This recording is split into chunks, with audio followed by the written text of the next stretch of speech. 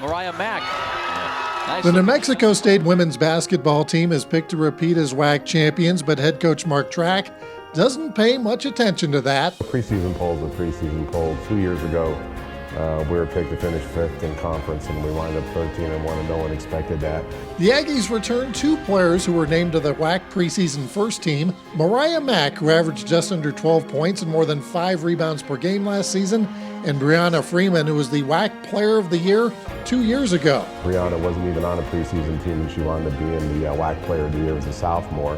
And, so a lot of things can happen. I mean, I think Mariah Mack is one of the best players in the conference, and then actually Brooke Salas and Mariah are 2 best players, and Brooke is really tearing it apart in practice right now. In non-conference play, New Mexico State will face some tough opponents. New Mexico rivalry. We've got 2 games with them, and they've got a new coach, Mike Bradbury, who's got a great reputation, and it's a great program. So naturally, that's we highlight those 2 games as I'm sure they do.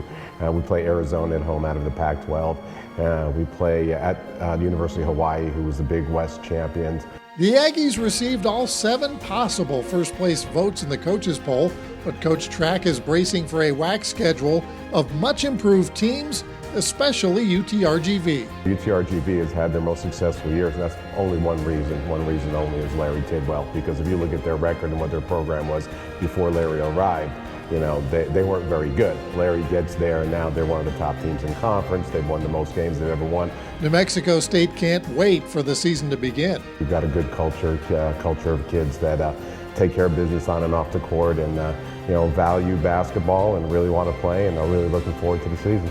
For the WAC Digital Network, I'm Eric Danner.